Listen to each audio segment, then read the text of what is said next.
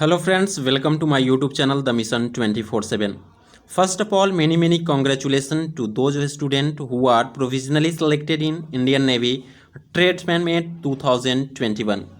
Dear friends, हमने आपको पहले ही अपडेट कर दिया था कि इंडियन नेवी ट्रेड्समैन मेट का रिजल्ट आपको नवंबर के फर्स्ट और सेकेंड वीक में देखने को मिलेगा और इसकी पॉसिबिलिटी 110% हमने आपको बताया भी था। इसका प्रूफ आपको हमारे प्लेलिस्ट में ये वीडियो है, वहाँ से जाकर आप देखिए, उसमें आपको डिटेल जानकारी इसके बारे में मिलेगी। तो मैं आप तक कोई भी न्यूज़ तभी तक पहुँचाता हूँ जब मैं उसके बारे में पूरी तरह से कंफर्म हो लूँ कि हाँ ये एक ऑथेंटिक न्यूज़ है और ये आपको अपडेट इसके बारे में मिलनी चाहिए। ये रिजल्ट का जो न्यूज़ है इसको आप वीडियो बनाने में भी हमें काफ़ी ज़्यादा डिले इसलिए हुआ कि कुछ ऐसे क्वेश्चन थे, जैसे कि रिजल्ट आने के बाद आपकी ज्वाइनिंग कब तक होगी, इंटीमेशन लेटर जो आपके घर पे आता है डॉक्यूमेंट वेरिफिकेशन के लिए वो कब तक लेटर आएगा, इसका वेटिंग लिस्ट आ सकता है कि नहीं, ठीक है, इसका कट ऑफ कितना गया है, इन सभी के बारे में बहुत सारे ऐसे क्वेश्चन थे जिसके बारे में हमें जानकारी प्राप्त उस समय नहीं थी। अभी कुछ के बारे में हमें जानकारी प्राप्त हुई है तो हमें लगा कि हमें आपको अपडेट कर देनी चाहिए। तो चलिए सबसे पहले हम वीडियो को शुरू करते हैं। इससे पहले अगर आप हमारे चैनल पर नए हैं तो प्लीज़ चैनल को सब्सक्राइब कर लीजिए। फ्रेंड्स, ये जो लिस्ट दिया गया है रिजल्ट का, ये 4 पॉइंट में कर आपको रिजल्ट दिया गया है। 1 और 2 पॉइंट ऊपर हैं, 3 और 4 पॉइंट आपको रिजल्ट के जो लिस्ट है उसके नीचे आपको देखने को मिलेगा। तो उसके बारे में भी हम कुछ जानकारी प्राप्त कर लेते हैं। फर्स्ट जो पॉइंट है उसमें लिखा गया है, refer to Indian navy recruitment advertisement published on employment news date on 2026 Feb 2021। तो डियर फ्रेंड्स, ये जो वैकेंसी जिस समय आई थी एम्प्लॉयमेंट न्यूज़ में उसके बारे में ये लिखा गया है। नंबर सेकेंड पॉइंट कहता है, the following candidate have been provisionally selected for appointment to the post of tradesman mate on the basis of online examination held on 2020 March and 27 July 21। तो ये जितने भी कैंडिडेट का नाम जो नीचे दिया गया है इन सभी को प्रोविजनली सिलेक्ट किया गया है इनके रिटेन एग्ज़ाम के मेरिट के आधार पर, ठीक है। तो आप देखिए जितनी भी वैकेंसी थी उतने ही कैंडिडेट का इसमें नाम आपको देखने को मिलेगा। आप 1 बाय 1 करके नाम को देखें, चूँकि इसके सर्च लिस्ट में इसका नाम नहीं आ रहा है, या तो आप सर्च लिस्ट में इसका रजिस्ट्रेशन नंबर या नाम कुछ भी लिखें तो आपको सर्च में नहीं आएगा। तो ज़्यादा पैनिक होने की ज़रूरत नहीं है, आप 1 बाय 1 करके इसमें रजिस्ट्रेशन नंबर या नाम से आप इसको चेक कर सकते हैं, इसके लिए कोई बड़ा इशू नहीं है।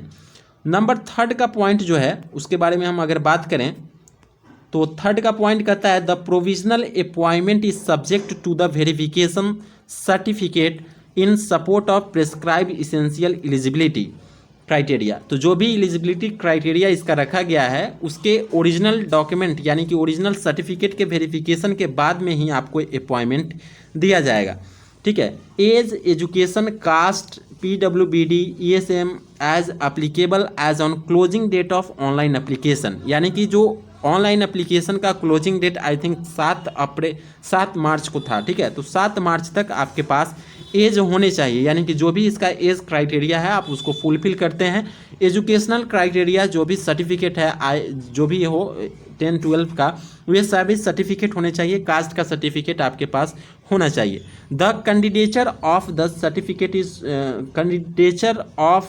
कैंडिडेट इज प्योरली प्रोविजनल, ये पूर्ण रूप से अस्थायी है।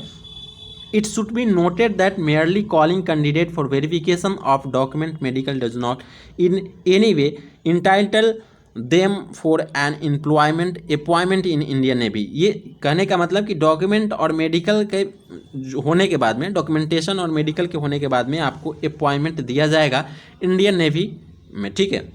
नंबर 4th नंबर में कहता है कि the provisional selected candidate will be sent call letter to registered email ID and by the post, यानी कि आपकी ईमेल आईडी पे भी भेजने को बोला जा रहा है। हालांकि 2019 में जो वैकेंसी आई थी उसमें इस तरह का आपके ईमेल आईडी पे नहीं भेजा गया था, जबकि इसमें बोला गया है इस तरह का। पता नहीं, कंफर्म नहीं है कि भेजा जाएगा या नहीं, लेकिन भेजा जा सकता है। आपकी ईमेल आईडी और बाय पोस्ट भेजा जाएगा। Mention on their online application form, आप अपने ऑनलाइन एप्लीकेशन फॉर्म में जो भी एड्रेस मेंशन किए हैं उस एड्रेस पर आपको इसका प्रोविजनली सिलेक्टेड कैंडिडेट को ये कॉल लेटर भेजा जाएगा। The candidate are to report the venue as per date and time indicated in the call letter for pre appointment formalities. Pre appointment यानी कि जो आपके अपॉइंटमेंट होंगे उससे पहले जो फॉर्मेलिटीज़ है उसको पूरा करने के लिए, लाइक डॉक्यूमेंटेशन, मेडिकल वगैरह, ये सब के लिए आपके कॉल लेटर में जो भी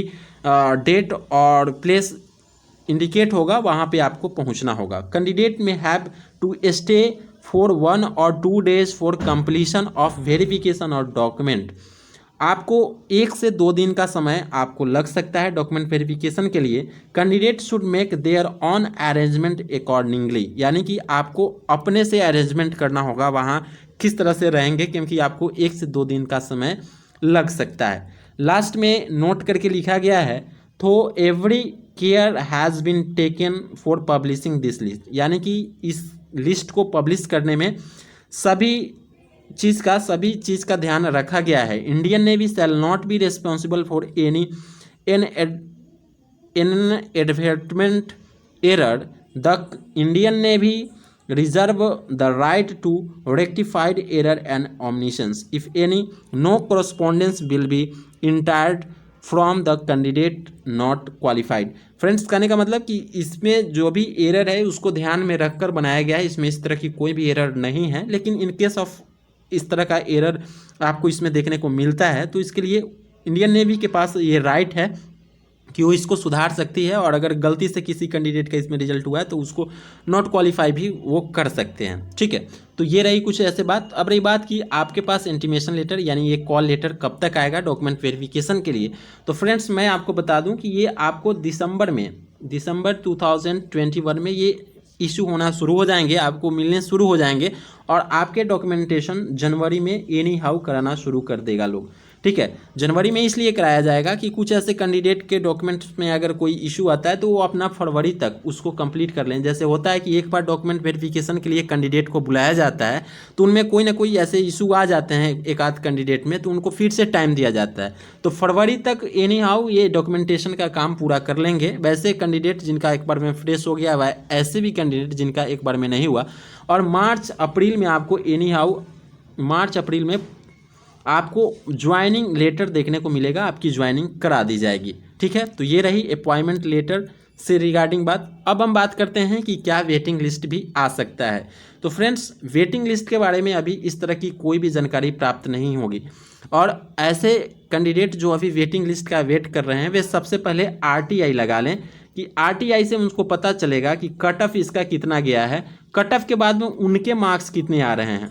अगर आप कट ऑफ और मार्क्स के आसपास में, अगर आप 1-2 नंबर के आसपास में हैं तभी आप वेटिंग का वेट करें। वेटिंग आ सकता है क्योंकि इसमें जो भी कैंडिडेट आप देखे होंगे तो 1159 कैंडिडेट का रिजल्ट है, और वैकेंसी भी 1159 कैंडिडेट का ही है।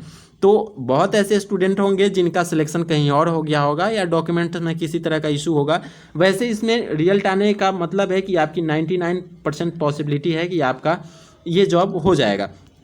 लेकिन अगर इन केस वो बच्चा ज्वाइन नहीं करता है तो वैकेंसी जो है रिक्त रह जाता है, तो उसके बाद में नेक्स्ट कैंडिडेट को भी बुलाया जाता है इस बार ऐसे प्रोसेस में। ठीक है, तो आपके वेटिंग लिस्ट भी आ सकते हैं, लेकिन आप वेटिंग लिस्ट का वेट तभी तक करें जब आप 1-2 मार्क्स जो भी इसका कट ऑफ है, RTI से आप अपना मार्क्स पता कर लें और कट ऑफ मार्क्स पता कर लें। अगर आप 1-2 मार्क्स के आसपास में हैं तभी आप वेटिंग का वेट करें, क्योंकि वेटिंग में भी आपको इसका वेटिंग आपको फिर दिसंबर 2022 में ही देखने को मिलेगा, काफ़ी समय लग जाएगा, उससे पहले आपको इसका वेटिंग लिस्ट देखने को नहीं मिलेगा। अब रही बात कट ऑफ की, तो कट ऑफ के लिए फ्रेंड्स हमने RTI लगा दिया है। RTI का रिप्लाई आपको विदिन 30 डेज आ जाने की पॉसिबिलिटी है, तो आई थिंक नेक्स्ट मंथ तक आपको इसके कट ऑफ के बारे में भी पता चल जाएगा। ठीक है, अगर आप 1 by 1 अपने मार्क्स को भी जानना चाहते हैं तो आप उसमें RTI लगाकर इसको जान सकते हैं। अब रही बात की डॉक्यूमेंटेशन, तो डॉक्यूमेंटेशन के लिए बहुत सारे हमको पर्सनल क्वेरी आ रहे हैं, तो उसके लिए परेशान होने की किसी भी तरह की कोई भी आवश्यकता नहीं है। आप क्या करें कि अभी अपना कास्ट बनवा लें। ठीक है, कास्ट बनवा कर रखें, कास्ट और आपके जो रेसिडेंशियल सर्टिफिकेट, हालांकि उसकी अब आवश्यकता नहीं है, आधार कार्ड से ही अपडेट कर दिया जाता है, लेकिन आप रेसिडेंशियल और कास्ट बनवा कर रखें। बाकी अदर जितने भी हैं मेडिकल अटेस्टेशन फॉर्म वगैरह सभी वे आपके कॉल लेटर में मेंशन रहेगा, और आपको कॉल लेटर के अकॉर्डिंग ही आपको बनवाने हैं। ठीक है, और कास्ट से रिलेटिंग आपको इंडियन नेवी के ऑफिशियल वेबसाइट पे भी कास्ट का जो सर्टिफिकेट का जो फॉर्मेट है उसी फॉर्मेट में बनवाएं। ध्यान रखें कि अगर दूसरा फॉर्मेट है तो आपको उसमें एलिजिबल नहीं माना जाएगा। ठीक है, तो रखते हैं इस वीडियो में इतना ही, मिलते हैं नेक्स्ट वीडियो में, तब तक के लिए धन्यवाद।